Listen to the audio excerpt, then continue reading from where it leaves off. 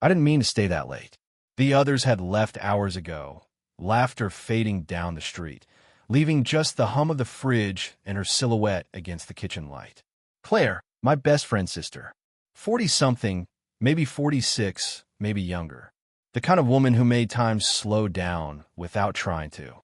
She was rinsing a wine glass, sleeves rolled up, hair falling loose in strands that didn't care about being perfect. I should have left when she said, "Don't worry, I'll lock up." But something in her tone wasn't finished. So I stayed, pretending to scroll my phone, listening to the quiet drip of the tap. "Your friend never cleans up after himself," she said, not looking at me. "Yeah," I answered. "He's consistent like that." She laughed softly, one of those short, exhaled laughs that ends in silence. I watched her reflection in the window. She caught me looking, didn't move. "You're quieter than the rest of them," she said finally, turning off the tap. "Always were. I guess someone has to balance him out." "Balance him out," she repeated, drying her hands. That's one way to say it. There was something in her voice, not teasing exactly, but knowing. I felt my throat tighten. She stepped closer to where I sat at the counter. The space between us felt smaller than it should have been. Her perfume was faint, like something expensive she'd stopped wearing every day. I could hear her bracelets shift when she crossed her arms. "You're good for him," she said, eyes searching mine. "But I've always wondered," she paused, lips pressing together like she'd almost said too much. "Wondered what?" Her eyes didn't move. "If you're really just his buddy." The air changed. The hum of the fridge suddenly sounded too loud. I tried to laugh it off, but my voice came out thinner than I meant. "What else would I be?" She didn't answer. Instead, she tilted her head, studying me the way people study something fragile, not out of cruelty, but curiosity. "You tell me," she said, stepping close enough that I could see the faint freckles along her collarbone. "Because right now, you're looking at me like you're not sure." Her words weren't sharp. They were soft, deliberate, meant to land slow. I should have stood up. I should have left. But my hand stayed flat against the counter, gripping the edge. I could feel the faint vibration of my pulse under my palm. "You think I'm just teasing you?" she asked quietly. I shook my head too quickly. Her mouth twitched. "Then prove it." My breath caught. "Prove what?" "That you're not just his buddy." The way she said it, calm, not daring but honest, made everything inside me pull tight. For a second, neither of us moved. Her fingers brushed mine, light, uncertain, like she was testing if I'd flinch. I didn't. She looked down at our hands, then back up at me. The silence was unbearable and magnetic at the same time. "I shouldn't have said that," she whispered finally. But she didn't step back. The front door creaked open. Her brother's voice floated in from the hall, careless, laughing. Her eyes widened just slightly, enough for me to see the flicker of regret, or maybe relief. She turned away, fast, reaching for the empty wine glass as if she'd just remembered it. I sat there, hands trembling against the counter, trying not to breathe too loud. Her brother called again. She didn't answer, only glanced once, over her shoulder, and in that glance, everything unsaid pressed heavier than any words could. Then she walked out of the room. The next time I saw her, it was like nothing had happened, or maybe like everything had. Claire opened the door with that same calm composure, a half-smile that didn't reach her eyes. "Hey, he's not home yet," she said, "but you can wait inside if you want." I nodded, pretending that was all I wanted to wait. She moved around the living room, picking up stray mail, her hair tied up this time. The quiet between us wasn't awkward exactly, it was full. Every small sound mattered. The soft scrape of paper, the creak of floorboards, the faint static hum from the TV left on mute. I sat, trying to act normal, failing. Her phone buzzed, and she turned away to answer it. The tone of her voice shifted, light polite. When she hung up, her shoulders dropped. "You okay?" I asked. She exhaled. "Just my ex-husband. He still finds reasons to call." The words hung there. I didn't ask more, but she kept talking, almost like she needed to explain herself to the quiet. "Some people stay in touch because they care," she said, sitting across from me. "He stays in touch because he hates unfinished business." I watched her hands twist the edge of a magazine. No ring now, but the pale band on her fingers still showed where one had been. I didn't mean to get into all that, she said quickly. You don't need to hear it. I don't mind. Her eyes flicked up, holding mine a second too long. Then she smiled, soft, almost grateful. You're kind, she said. That's rare at your age.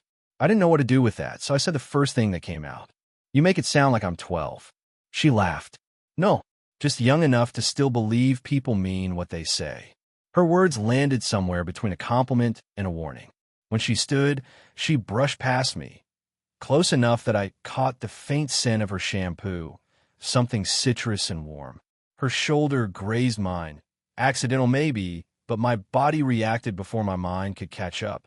She froze mid-step, aware of it too. For a heartbeat, we didn't move. Then she cleared her throat and stepped away. Sorry, she said, voice quieter now. I didn't mean, it's fine. She turned back, studying me again like she had that first night, like she wanted to see how far I'd go, just standing still. You really shouldn't spend so much time here, she said finally. People talk. Let them, I said. It came out more serious than I meant. Her lips parted slightly, and for a second, she didn't breathe. You don't know how cruel people can be, she said. Maybe I don't care. That made her look away. She crossed her arms, the movement pulling her shirt tight against her shoulders. You should, she murmured. She didn't tell me to leave. She didn't need to. I stood up, moving past her toward the door. She followed, steps slow. When I turned to say goodbye, she reached out, a reflex maybe, and her fingers brushed the back of my neck feather-light like she'd forgotten what she was doing mid-gesture. Neither of us said anything. Her hand lingered there a fraction longer than it should have. Then she drew it back, and in that space between touch and distance, something unspoken locked quietly into place, something neither of us could undo. It happened on a Tuesday, ordinary, forgettable, until it wasn't. I come by to grab a charger I'd left. Her brother wasn't home again. Claire answered the door with damp hair, a towel hanging loose around her shoulders. Oh, she said, startled, holding the towel closer. You're early. I froze in the doorway. I can come back. No, she stepped aside. It's fine. I just got out of the shower. The air inside smelled like her, warm skin, soap, faint perfume under steam. I try not to look at her bare collarbone, the drop of water sliding down her neck. Tried and failed. She noticed. Her lips twitched just slightly. Chargers in the kitchen. I followed, careful, every step feeling like trespass. She moved to the counter, her towel slipping off one shoulder. She didn't pull up right away, just glanced at me over her shoulder, testing something invisible. Long day, she asked. Yeah. My voice cracked a little. You? She smiled faintly. You could say that. She reached for a mug on the top shelf, stretching. The towel dropped another inch. I looked away too late. Her voice came out quieter. You always look guilty when you stare. I'm not. You are. We stood like that, her back half turned, the silence pulsing between us. Then a buzz broke it, her phone lighting up on the counter. Ben heading home. You there? Her brother. She snatched the phone fast, the motion sharp, almost panicked. He's on his way, she said, not looking at me. I nodded, but neither of us moved. You should probably, she began. I know. Still, I didn't. She turned then, facing me fully. No towel now. She'd let it fall to the crook of her arms, not indecent, but intimate enough to make breathing a conscious act. Why do you keep coming here? She asked, voice steady but eyes unsteady. Because you don't tell me not to. Her throat worked, swallowing hard. You think I should? Yes. Her eyes flicked down, my hands, hers the small space between. Then go, she whispered. But I didn't move. Neither did she. For a second, we were too close. The kind of close where every heartbeat feels shared. Her breath brushed my jaw. Her fingers lifted, stopping just before my chest. She didn't touch me. I could feel the heat radiating from her skin, could hear the faint tremor when she said, "This can't happen." I know.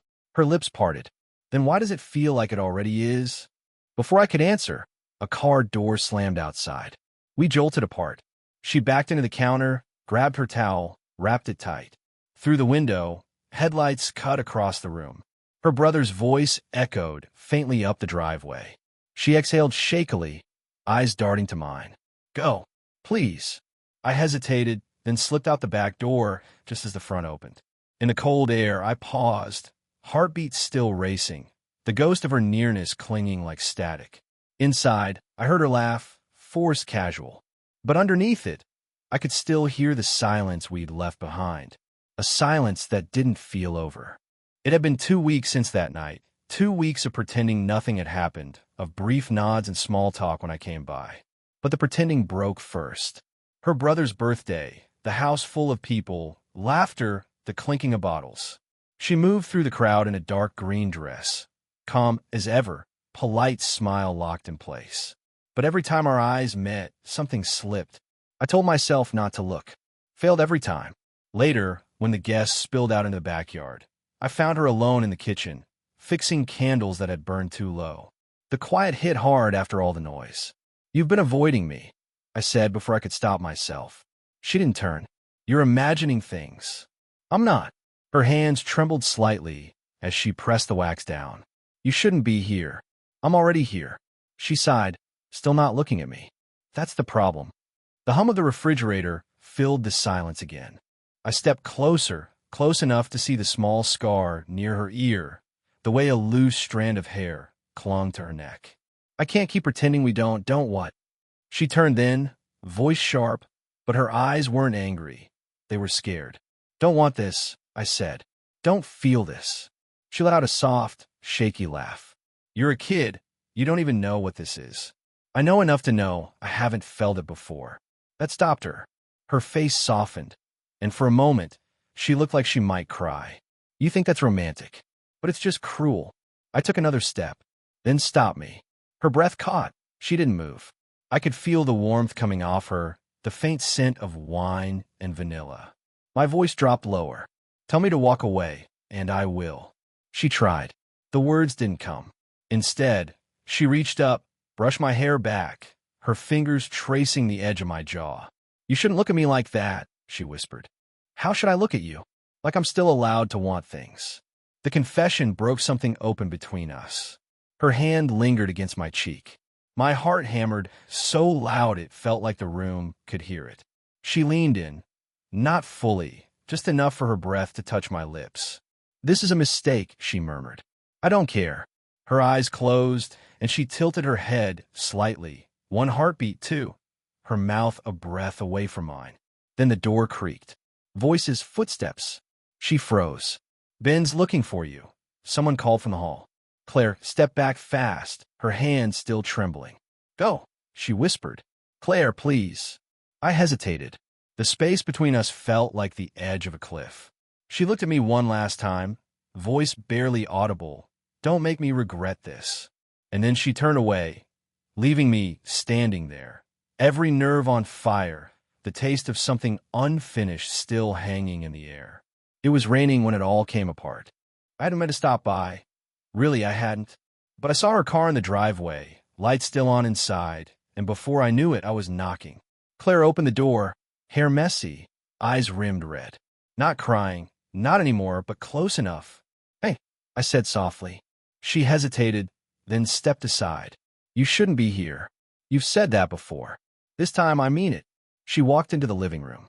The TV was on mute, playing some news segment neither of us cared about. On the table, a letter, opened and crumpled. She noticed me looking. "It's from Ben," she said. "He knows." The words landed like a blow. "What do you mean, knows?" She sank onto the couch, rubbing her temples. "He heard us. That night, in the kitchen. He didn't say anything until today." I sat down across from her. "What did he say?" She laughed, a hollow, disbelieving sound. "That I'm pathetic. That you're just confused. That I'm supposed to be the adult." Her voice cracked on that last word. I wanted to go to her, to reach out, but my body wouldn't move. "I told him it wasn't what he thought," she said, "but he didn't believe me." I don't think I even believed myself. The silence stretched, filled with the sound of rain against glass. Finally, I said, "It's not a lie. You know it's not." She looked up sharply. "Don't. Please." "Why? Because he found out?" "Because it's wrong." "Then why are you shaking?" Her eyes flashed, not anger but something rawer. She stood abruptly, walking past me. I followed without thinking. In the dim hallway, She turned, suddenly too close. I caught the scent of her skin, the heat of her body. "You don't understand what this costs me," she said, voice trembling. "My reputation, my brother, everything I've spent years trying to hold together." I stepped closer. "Then tell me to stop caring." Her breath hitched. "You think this is simple? You think because you want me, that makes it okay?" "No," I said. "I think it makes it real." She froze, eyes wide, something breaking behind them. Then, slowly, she reached up and pressed her palm to my chest. "Your heart," she whispered. "It's racing. So is yours." Her hand stayed there, motionless, until the smallest sound escaped her, a quiet, defeated sigh. "Ben said you'd forget me," she said finally. "That you'd move on, find someone your age, and this would all fade. It won't." She looked at me, searching, desperate. "Don't say that." I already did. For a moment, neither of us breathed. The rain grew harder, drumming against the windows, the world outside fading into blur. Then she whispered, almost to herself, "Then I guess there's no going back now." And she didn't stop me when I reached for her hand. The house was dark except for the lamp in the corner, soft, gold light pooling across the floor. The storm had passed, but the air still carried that heavy, electric quiet that comes after lightning. She stood by the window, arms folded, watching the drops slide down the glass. Her reflection looked distant, almost ghostly. When I closed the door behind me, she didn't turn. "You shouldn't have come back," she said quietly. I couldn't stay away. Her shoulders rose and fell, a long breath that sounded more like surrender than protest. "You make it sound easy. It isn't." I stepped closer, the floor creaking under my weight. The scent of rain clung to her, clean, sharp, familiar. "Claire," I said, just to say her name out loud, to feel how it changed the air. She turned then. Her eyes were tired but alive, a dozen emotions flickering there at once. Anger, guilt, longing, something close to fear. "I've ruined enough things in my life," she whispered. "I can't add this to the list." "You haven't ruined anything," I said. "You've just—" I stopped searching. "You just made me see you." Her lips parted. "And what do you see?" I took another step. Someone who's been pretending not to want anything for too long. The silence that followed was thick, charged. Her fingers twitched, a small movement, but I caught it. "You think this will fix something in me?" she asked, voice trembling. "No. I think it might break something in both of us." That made her laugh, a soft, breathless sound. "At least you're honest." I reached up, brushing a stray lock of hair from her face. My hand lingered near her temple, close enough to feel the warmth of her skin. She didn't move away. Her eyes fluttered shut. "You have no idea how much I've fought this." Then stopped fighting. Her breath came out uneven. When she opened her eyes again, something in her had already decided, or maybe just stopped pretending she hadn't decided days ago. We stood inches apart now, both waiting for the other to move first. My chest rose against hers with every shallow breath. "Tell me this isn't wrong," she whispered. "I can't." Her fingers found the edge of my sleeve, clutching it like an anchor. "Then tell me it's real." "I don't have to." She looked at me, a long, quiet look that held everything we'd been circling for weeks. Fear, relief, want. And then she leaned forward until her forehead rested against mine. Neither of us spoke. The world had gone completely still. Her hand came up to my neck, light as air, trembling. "If we do this," she murmured, "we can't go back." I nodded, eyes closed. "I know." The distance between us disappeared. Not with a rush, not with fireworks, but like gravity finally claiming what it had been pulling toward all along. When she kissed me, it wasn't reckless. It was inevitable. And in that quiet, shattering moment, we both understood. Whatever came next, neither of us could pretend anymore. The morning light came in slow, pale gold through half-closed curtains, the kind that softens everything it touches. The house was quiet, just the sound of rain easing off the roof and two people breathing in sync for the first time. Claire sat by the window again, knees pulled up, a blanket around her shoulders. Her hair was still messy from sleep, her face bare, unguarded. I moved quietly, setting 2 mugs of coffee down. "You take it black, right?" She smiled, A real one this time, tired but calm. You remembered. I remember a lot of things, I said, sitting beside her. For a moment, neither of us spoke. The kind of silence that didn't demand to be filled. I thought I'd wake up panicking, she said softly. But I didn't. That's a good sign. Or maybe I'm just too tired to run from it anymore. Her voice carried no regret, only honesty. She took the mug from my hand, fingers brushing mine, a small spark passing between us like muscle memory. You know, she said after a long sip, I used to tell myself I was done with this, with wanting anything messy, anything uncertain. And now, she looked at me, really looked, eyes searching, softer than I'd ever seen them. Now I think maybe messy isn't so bad, as long as it's honest. I smiled, leaning back against the wall beside her. Honest I can do. She rested her head against my shoulder, just enough weight to make it real. It'll be complicated, she murmured. People will talk. They already do, I said. Her laugh was quiet, warm against my sleeve. You're not scared? Of them? No. Of losing this, yeah. Her fingers found mine, lacing together without thinking. Then don't. We sat there like that for a while. No plans, no promises, just the steady rhythm of rain tapering off outside. The chaos of the last few weeks had folded into something small and solid, something that didn't need to be explained. She turned toward me, her voice a little hoarse. You know what the hardest part was? What? Believing you meant it. I tilted her chin gently until our eyes met. I've never meant anything more. Her lips curved, the faintest hint of relief passing through her. Then she leaned in, resting her forehead against mine, a quiet gesture that said more than words ever could. The world outside felt far away, too distant to matter. For the first time, there was no hesitation left between us. No rules, no pretense. Just the quiet certainty of two people who had stopped fighting what was always meant to happen. Claire exhaled, whispering, almost to herself, maybe this time I won't ruin it. I squeezed her hand. You won't. And for once, she believed it. The rain started again, soft and steady, and neither of us moved. Did you enjoy the story? What kind of stories would you like to hear next?